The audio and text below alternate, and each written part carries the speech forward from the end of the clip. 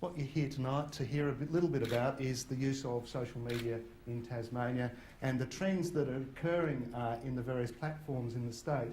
And I've got to say, 3 years in, we're starting to see some consistency across the numbers and some growth across some of the figures. So we're really quite confident that these figures give a good snapshot of where we're at in Tasmania. I think listening to Duncan's figures just before when he was doing the introduction, there was only one figure I'll disagree with, but I think I know why. People at work might not concede that they use that platform all the time. Anyhow, in terms of social media usage in Tasmania, the results have found that there's been a pretty significant growth of social media across the board.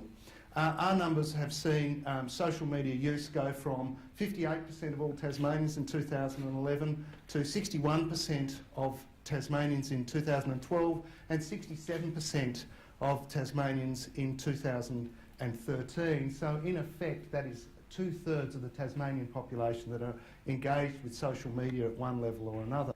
And what that means is that 2/3 of the state are using social media, so you know, you can't discount it from a business point of view because the simple pulling power of the various platforms mean that if you're not communicating on these areas, then you're going to have significant challenges. We then went out and started to talk to people a bit more, just to build a bit more of a picture about where we're at in terms of, all right, well, you know, a lot of people use social media. I think that's a pretty well understood fact. Definitely after 3 years of saying it, we've tried to get the point across. But we then went out and asked people why do they use social media and who is it that they trust on social media. As you know, we've got a couple of great speakers tonight and they'll talk about trust from the various areas of speciality that they have. And one thing you'll notice is that a lot of trust is about credibility and it's about the quality of the information that they've received. So it'll come as no surprise in terms of social media that 82% of people trust what families say on social media. I think that's pretty well a given. I'm interested that 18% don't. Perhaps they've got difficult family relationships. Who knows? Anyhow, there it is. 72% of people trust what friends and colleagues say. 62% trust charities, accountants, lawyers and doctors. 55% trust businesses, so you can see it's falling away as you work your way down the list. And for those elected members that have been kind enough to come along tonight, you have about 1/3 of the community supporting you. There is a message to this because just because that's what the general numbers say, the reality is that the broader amount of people that work on social media work hard to build credibility. And if they can build credibility in terms of what they're doing on social media, their numbers will outweigh this. And so the reason why we were keen to talk about these figures this year was to say, if you're a business, you've only got, what, 55% of the community trusting what you say. Therefore, it's comments that other people make about your business that are going to be relevant to your organisation. So you actually need to go out and build those relationships primarily through social media so that they're there to defend you, they're there to support you at times of difficult community relations, and they're also there to move in and help you grow your reputation and build your reputation. And it's the same with politicians. Politicians very much have got to work very hard on social media to build credibility, to build their reputation. And if they don't do this, then people seriously don't take them seriously on social media. So there were a couple of other things that we looked at, and some interesting results have emerged from the reasons for using social media. It'll come as no surprise that staying connected with family and friends is the #1 reason for using social media. It's at about 80%. It's been consistently at that level since we started this index. But the interesting thing, the real creeper, the real thing that's changing and the real thing that's impacting on what we do at Font and what a lot of people in this room will do business-wise is 55% of the community are now saying they keep up to date with current affairs or topics of interest on social media. And that is growth from 36%. That is one of the biggest growing statistics we have out of this year's survey. And the statistic that supports it, for good or for bad, for my business it's probably good for business, if that makes sense. 26% of the community are joining a fan club or a protest or an interest group, up from 17%. So these are significant numbers, and people are looking to social media in their interaction with news. So what I want to say about this fact is that the key takeout is that more people are getting news from social media and campaigning on it, okay? And that's something that's new out of these figures. A lot of the figures just show a consistent trend of growth. That's quite significant in my view.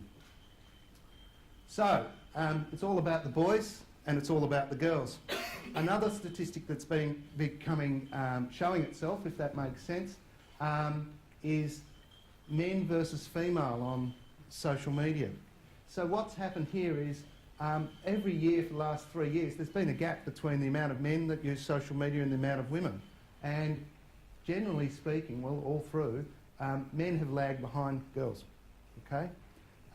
That's been 5% across the last 3 years. This year it's 6%, okay? But in addition to that, there's also a difference in the type of information that they're getting and the various platforms that they go to.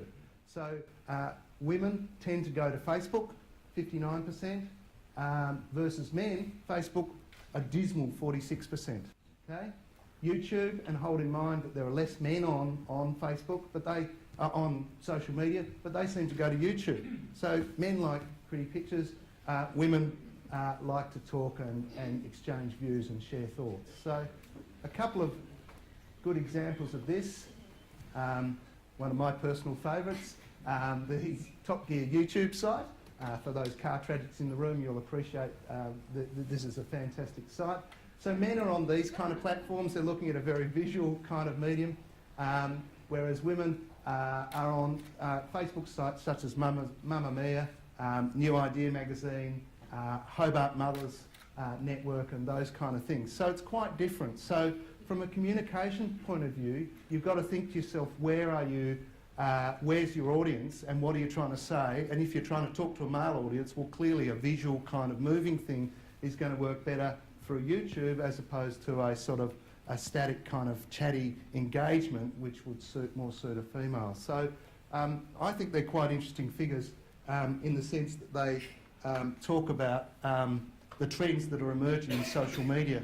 So the key messages from this year's index are sort of fourfold, even though as a PR man I always say you have three key messages, but the first one's really a fact. And the fact is two-thirds of Tasmania are using social media.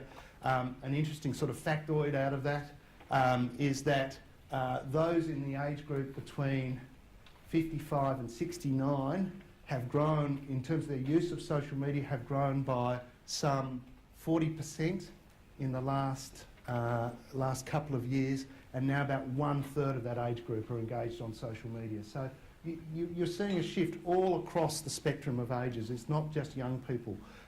It's pushing through to older people, and sorry, who want to stay engaged and connected.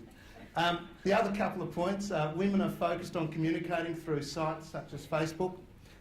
Men want to see visuals. They want to see clips on YouTube. And businesses only have 55% trust ratings and must work hard for endorsements. Okay, so they're really the key messages I've taken out of this year's index. Happily, you all have a copy on your chair, and I think at some point they'll be downloadable on our website. And needless to say, we've got plenty of copies of them and we're happy to hand them out.